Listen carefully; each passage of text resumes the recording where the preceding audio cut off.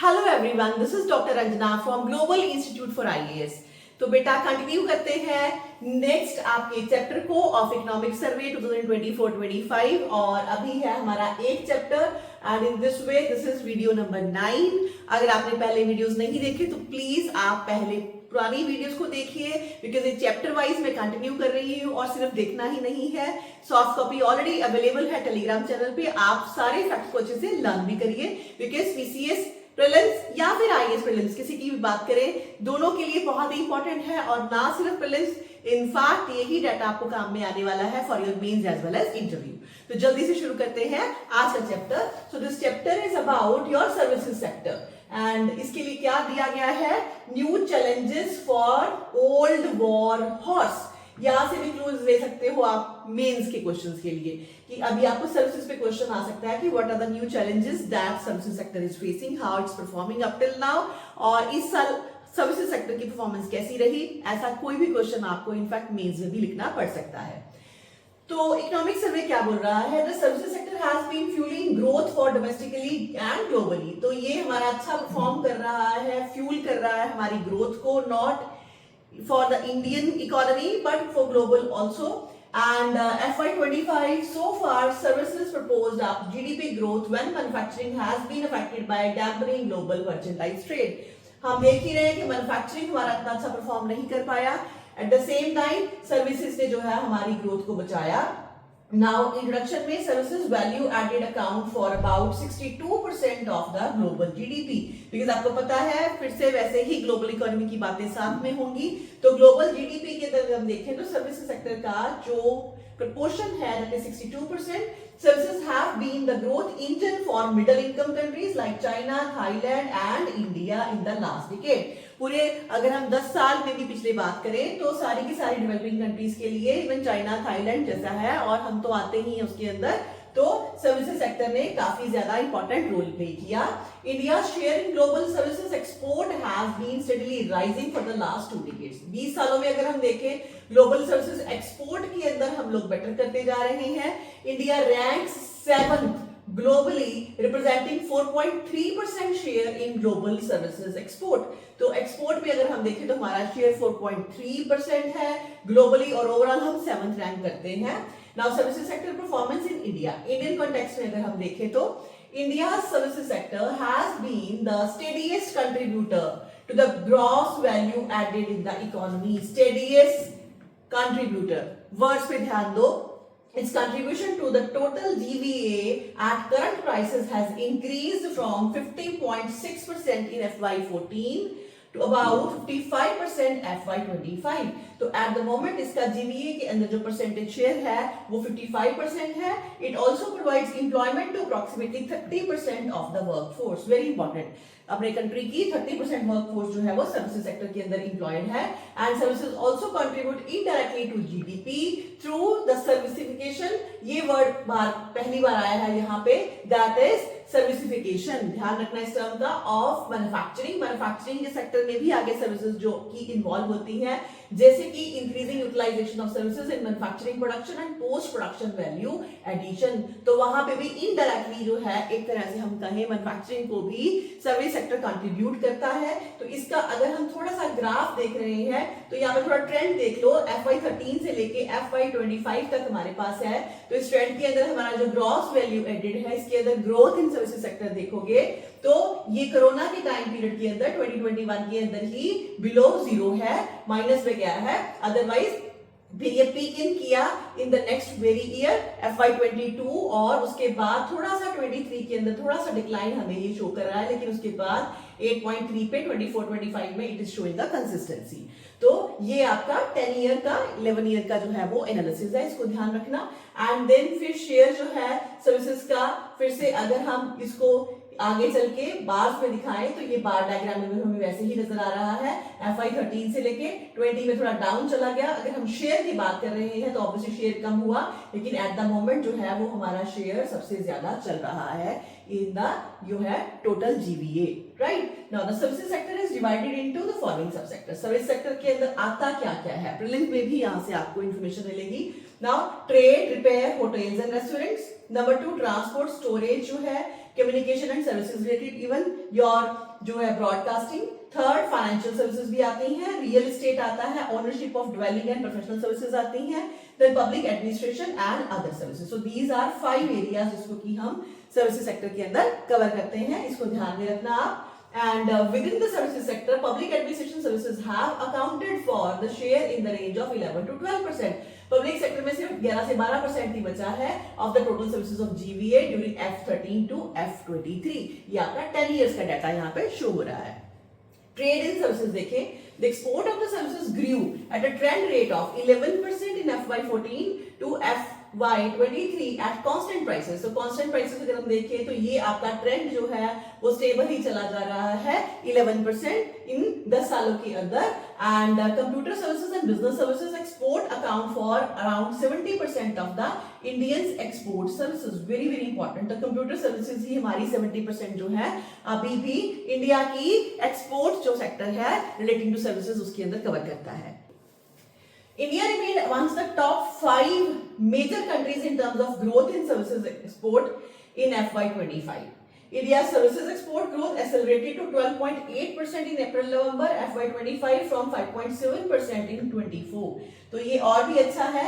अभी जो हमारे अप्रैल से नवंबर जो आपका चल रहा था टाइम पीरियड, इसके अंदर 12.8% हमें शो किया, जबकि इससे पीछे सिंपली 5.7 ही था।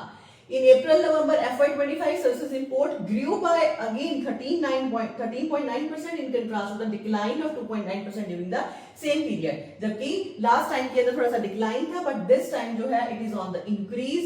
तो ये आप अपने डाटा में मेंस के अंदर लिख सकते हो that we are growing. And sources of financing के अंदर हम देखें तो बैंक क्रेडिट एंड एफडीआई की तरफ फोकस करें सर्विसेज सेक्टर में। Total outstanding bank credit to services sector stands at 48.5 lakh crore as of November 2024। तो यहां तक हमने जो है इतना पैसा सर्विस सेक्टर के अंदर बैंक्स ने क्रेडिट की फॉर्म में दिया है। ईयर ऑन ईयर ग्रोथ जो देखें in the credit to the services sector was recorded at 13%। Within the services sector सबसे ज्यादा computer software then professional services recorded the highest credit growth at 22.5 and 19.4% respectively. तो थोड़ा सा इधर भी आप देख सकते हैं उसी को। तो यहाँ पे आपका ऑरेंज के अंदर जो है वो बैंकिंग है और येलो कलर में नॉन फाइनेंशियल है और overall financial insurance and other services की बात हो रही है। तो एफआई के अंदर हम देखें तो सबसे ज्यादा जो है वो हमारा ग्रे वाला एरिया है, मतलब इंश्योरेंस सेक्टर के अंदर सबसे ज्यादा दिख रहा है हमें, राइट। और बैंकिंग के अंदर हम देखें तो अभी इतना ज्यादा नहीं हमें दिख रहा। थोड़ा सा ट्रेंड देख लो तो अभी राइट नाउ FY25 के अंदर is more of your insurance sector जो कि यहाँ पे हमें ग्रोथ शो कर रहा है। Then FDI equity inflows stood, very important data. FDI जो है वो आपका अगर हम बात करें यहाँ पे सर्विसेज सेक्टर के अंदर तो this is 29.8 billion in FY25 while the services sector witnessed $5.7 billion inflow in the same period. तो यहाँ पे हमारा एफडीआई जो है वो कितना आगे इन्वेस्टमेंट शो कर रहा है, that is 29.8 billion in this fiscal year from April to September, right. Now progress in the logistics and physical connectivity. Now इसके साथ रिलेटेड जो हमारी सर्विसेज हैं उनकी बात करते हैं। सबसे पहले आता है railway.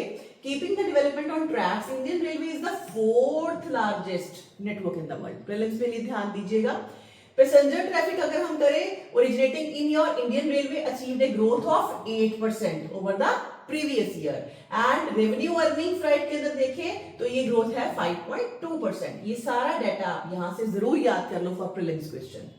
To encourage tourism, Bharat Gaurav trains, again जो भी आपको यहाँ पे टर्म्स मिल रही है किसी पे भी क्वेश्चन आपका बनता है प्रीलिम्स में, तो भारत गौरव ट्रेन्स की बात आई है। Have been introduced as a theme based tourist circuit trains हैं ये that showcase the India's rich cultural and magnificent historical places. तो इनका नाम क्या है, Bharat Gaurav trains. Now as of date ये कितनी है हमारे पास, total 325 trips of Bharat Gaurav trains carrying around 1,91,000 tourists have been operated covering various tourist destination. This data is again very important. और मेंस में तो आपको लिखना होता है, दैट मींस जितना ज्यादा आप बाय हार्ट करोगे चीजों को उतना आप वहां पे शो कर पाओगे, एक्सप्रेस कर पाओगे। रोड ट्रांसपोर्ट में देखें तो road transport generates the highest GVA within transport services and during FY23 road transport accounted for 78% of GVA of transport services। Road से अराउंड हम 78% जो है वो हमारा सर्विसेज सेक्टर में वहां पे योगदान रहता है। And enhancing user convenience on national highway is central to the growth of the road transport. Obviously ये हमारे नेशनल हाईवेज बहुत इंपॉर्टेंट रोल प्ले करते हैं रोड ट्रांसपोर्ट के अंदर। In this direction government has moved from traditional way of tolling to digitise tolling. तो हमारे digitise toll जो है वो शुरू हो गए हैं by the adopting electronic toll collectivity through FASTag system. Now this has reduced the average waiting time। इससे की वेटिंग टाइम कम हुआ। टोल प्लाजास जो है फ्रॉम 734 सेकंड्स अगर हम लगते थे तो अब सिर्फ हमें 47 सेकंड्स ही लगते हैं टोल पे। And the government has targeted the roll out of your barrier free tolling जो है on all 4 lanes plus your national highways जो है and even high speed corridors by FY29 कि वहां पर हम जो है रोल आउट कर देंगे जितने भी बैरियर होते हैं उसको, और आपका जितना भी है वो सब कुछ फास्ट टैग से होने लग जाएगा। और उसके बाद नया स्कीम जो भी आप यहाँ डिस्कस करते हुए दिख रहे हैं वो क्या है, पीएम गति शक्ति। तो पीएम गति शक्ति को पूरा अच्छे से पढ़ लेना। It aims to create seamless multi modal connectivity network across the country, and under this initiative the aviation sector is being integrated with other modes of transport जैसे कि रेलवेज, रोडवेज एंड वाटरवेज। तो गति शक्ति का ये एक important component है, connectivity करना एविएशन की बाकी सारे आपके ट्रांसपोर्ट सेक्टर्स के साथ, राइट। इसका मतलब आप समझ ही रहे होंगे। तो जितने भी अगर एयरपोर्ट्स हैं उसके साथ कनेक्टिंग, अगर हमारी रोड्स अच्छी होंगी तभी बात बनेगी, ठीक है। तो ये सारी चीजें हम एज अ होल जो है वो देख पा रहे हैं इस प्रोग्राम के अंदर। The government of India has launched, फिर हमारे पास क्या आया, मैरीटाइम इंडिया विजन 2030 मेंस का क्वेश्चन है आपका। एंड मैरीटाइम अमृतकाल विजन 2047, यहां से कुछ भी वो आपको प्रीलिम्स में भी बना के दे सकता है statements. And with the aim of positioning India ship building and ship repair on the top 5 global जो है कंट्रीज ग्लोबल लेवल पे by 2047। And inland water transport holds great untapped potential, because हमारे कंट्री में inland water transport अच्छे से जो है वो हमने डेवलप नहीं किया अभी तक for the transport of goods and passengers. Now India has a large endowment of rivers है हमारे पास, canals है, other waterways है, so the total navigable length of waterway in India is around 14,850 kilometer। Very important data for prelims। कितना हमारे पास जो है वो navigable inland waterway है। As of October 2024 the country has 26 operational waterways of more than 4800 kilometre. अभी तक हमारे पास सिर्फ 4800 किलोमीटर का यूजेज हुआ है, जिसके अंदर की हमारे 26 जो है वो ऑपरेशनल वाटरवेज जो है वो वर्क कर रहे हैं। Tourism and hospitality, the tourism sector's contribution to GDP regained the pre-pandemic level, वापस आ चुके हैं हम कोविड से पहले, of 5% in FY23। The tourism sector has created 7.6 crore jobs also in FY23। International tourist arrivals in India have rebounded to pre-pandemic level।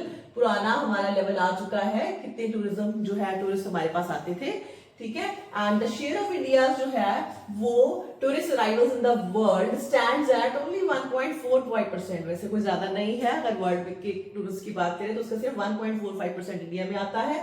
Foreign exchange earning through tourism world जो है 28 billion USD। So India receive 1.8% of the world tourism receipts and attend a rank of 14 है हम world wide in world tourism receipts during 2023। Then real estate और building के अंदर अगर हम देखें तो इस सेक्टर के अंदर सर्विसेज में after the enactment of your real estate regulatory authority, real estate regulatory authority बनने के बाद India rank 31st out of 89 countries, इसमें global real estate transparency index in 2024 important है for prelims, right. The demand for real estate is emerging not only in tier 1 tier 2 cities but across the country due to the expansion of metro network, because हमारा infrastructure अच्छा हुआ है as per economic survey, enhancement of road network and improvements in the connectivity, and housing demands in India is expected to touch 93 million units by 2036। Mains में आपको अच्छा लिखना होता है, कैसे अच्छा लिखोगे, डाटा कहां से लाओगे, आपके पास इकोनॉमिक सर्वे में आ गया है। The rise of the real estate investment trust, real estate investment trust, इसको थोड़ा सा प्री के लिए पढ़ के जाना, further amplifies the positive trajectory of the commercial sector। The residential real estate market scaled at an 11-year high in sales volume in the first 6 months of 2024। मतलब कि 2024 में रियल एस्टेट ने बहुत अच्छा किया। And then Real Estate Regulatory and Development Act has brought numerous improvements in the real estate sector, जैसे कि protection against fraud, increased transparency, timely project deliverance, measure to prevent misuse of funds, among other benefits. उसके साथ ही GST has helped to simplify the taxation structure in real estate transaction by applying a single unified जो है आपका tax system across the states. Even states के बीच में भी कोई अब गैप नहीं है because single taxation है. It has encouraged proper invoicing and documentation, thus reducing the scope of tax evasion. Right? So इस तरह से अच्छा परफॉर्मेंस चल रहा है हमारा हर एक फील्ड में. इसी के साथ अब थोड़ी सी बात है regarding business services and specially in the IT sector. सबसे पहले the Indian IT industry has a leading position globally and has been significant contributor to the growth of export. According to NASSCOM strategic review report, कोई भी report आ जाए तो उसको हमेशा ध्यान से लर्न करना है. India's tech industry demonstrated extraordinary resilience in FY24 amidst macroeconomic pressures and geopolitical tension. इतनी टेंशन के बावजूद भी हमारी टेक इंडस्ट्री ने अच्छा ही परफॉर्म किया. The industry has estimated revenue of $254 billion, marking 3.8% growth in FY24, जिसमें कि ई-कॉमर्स को अभी हम एक्सक्लूड कर रहे हैं. The tech export reached nearly $200 billion, reflecting a growth of 3.3%. So tech export हमारा अच्छा रहा, while the domestic market में is expected to expand by 5.9%, crossing your $54 billion. The sector maintained its position as a net hirer है, adding 60,000 employees to reach the workforce of 5.43 million in FY24. Very important data. 5.43 million जो हमारी employment है वो हमें IT में services sector provide करता है. And globally देखें तो ग्लोबल कैपेबिलिटी सेंटर्स हमने क्रिएट किए. India's global capability centre GCC is very important for prelims. GCC पे आपको क्वेश्चन आ सकता है. These are emerging as strategic hubs reshaping the India's corporate landscape while influencing global business dynamics. ये है क्या? The number of GCCs in India has grown from approximately 1430 to up 1700 जो है वो हो गए हैं FY24 तक. As of FY24, GCC हमारे global capability centers in India employ nearly 1.9 million professionals. और इनके अंदर these are fundamentally altering the technology landscape. Leading organizations are centralized their tech ecosystem in India इनके through, and this is particularly evident in the sectors like even aerospace आता है, defense है, semiconductor है, while companies are advancing their engineering efforts to focus on next generation platforms also, products and the technologies. And India has established itself as a prominent player in leveraging its vast talent pool which accounts for 48% of the global. किसके अंदर STEM term आपको पता है आ चुकी है last year से ही, that is science, technology, engineering and mathematics workforce, and 23% of the global software engineering talent हमारी तरफ से जाता है. Over the past decade, GCC ecosystem in India has matured significantly, advancing into high-end engineering roles such as product managers जा रहे हैं, architects हैं हमारे बंदे, with 35% of transformation hubs exhibiting in a strong presence of the architects. And furthermore, global roles with GCCs are expanding rapidly, expected to grow from currently 6,500 to over 30,000 by 2030. Supported by robust training program to develop leadership. तो इस hub के अंदर आपको जो है वो training programmes वगैरह भी कंटिन्यू कराए जाते हैं. उसके बाद आता है हमारा telecommunication sector. Now India's telecom sector is expanding, बढ़ रहा है विद स्मार्टफोन बूम है, सर्जिंग डाटा कंजम्पशन हो रहा है, एडवेंट ऑफ हमारी जो है टेक्नोलॉजी लाइक 5G हो चुकी है. India stands as the second largest telecommunication market with over 1.18 billion telephone subscribers. And overall tele density कितनी हो चुकी है? 84%. 941 मिलियन ब्रॉडबैंड यूजर्स हैं. कब तक का डाटा है? अक्टूबर 2024. इसको मिस नहीं कर सकते आप. प्रीलिम्स में पूछा जा सकता है, मेंस में अगर लिखोगे किसी भी आंसर में तो बहुत ज्यादा मार्क्स इंक्रीज हो जाएंगे. देन थोड़ा सा बात करते हैं रिगार्डिंग सी डॉट की, बिकॉज इकोनॉमिक सर्वे डिटेल में बात कर रहा है. The catalyst of India's telecom revolution. तो इंडिया में जो अच्छे से टेलीकॉम रेवोल्यूशन आया उसके अंदर सी डॉट का बहुत बड़ा रोल बताया जा रहा है. सी डॉट क्या है? Centre for development of telematics. This is C dot has been committed to research and development of indigenous solutions and reducing dependency on the foreign technology. Now this has consistently spearheading next generation telecom technology जिसके अंदर 4G 5G core networks हैं. C-DOT has been instrumental in developing indigenous 4G 5G core solution, reducing reliance on the global vendors and helping the reduction of the telecom imports. इसके अलावा quantum communication system पे भी काम हो रहा है। Recognizing the rising importance of cyber security, CDOT has developed quantum encryption solution. इसको पढ़ के जाना थोड़ा सा क्या होते हैं, and ensuring secure communication for government and strategic sector. And उसके बाद किस पे काम चल रहा है, disaster management solution. Technologies like geo-targeting, automated multi-hazard, multimedia, early warning alerts to citizens have reinforced India's resilience against the natural disasters. फिर cyber security पे भी काम हुआ है। As telecom industry evolves so do the threats, so इस वजह से CDOT has developed indigenous cyber security tools that monitor and protect the critical infrastructure. So CDOT has developed क्या, Samvad app, very important, to provide secure calls and chat for sharing text, image, audio, video files and deployed strategic organizations. And then uplifting domestic telecom ecosystem. इसके अंदर अगर हम बात करें तो the National Initiative for the Development and Harnessing Innovation, that is निधि संवाद, इस पे प्री पे क्वेश्चंस क्यों नहीं आएंगे, डेफिनेटली आएंगे बिकॉज इकोनॉमिक से बात कर रहा है फिर से। And harnessing innovation nidhi, and then Avishkar program. These have been launched by the government to nurture innovation and ideas into your startups. Now, state-wise analysis की बात करें, just थोड़ा सा component ही और रहता है। However, the distribution of services sector जो है actively across Indian states reveal the pronounced geographic dispersion. सारे states अच्छा परफॉर्म कर रहे हैं, लेकिन FY23 में Karnataka and Maharashtra accounts for more than 1/4 of the total services sector GVSA for all the states. तो मैक्सिमम जो है आपकी परफॉर्मेंस कहां पे आई है, कर्नाटका और महाराष्ट्र में आई है। For prelims it's important. Now these states along with even Tamil Nadu, UP, Gujarat together share more than 50% of the services sector GSBA। तो आपके यही स्टेट्स हैं मेनली जो टोटल आपका GVA फ्रॉम स्टेट्स जो है उसका 50% जो है वो कवर कर देते हैं।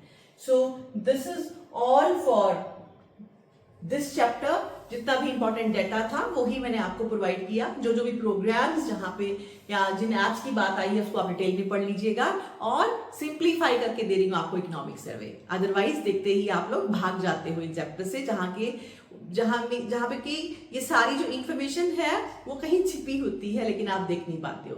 सो डोंट वरी, आपको कुछ करने की जरूरत नहीं है, सिर्फ वीडियोस को देखो। सॉफ्ट कॉपी अवेलेबल है Telegram channel global institute for competitive exams के ऊपर, और वहां पे आप सॉफ्ट कॉपी को जाके पढ़ो, इंपॉर्टेंट डाटा जो है वो लर्न करो प्री पॉइंट ऑफ व्यू से, और मेंस के लिए अपने नोट्स तैयार कर लो। ठीक है, so this is all for today.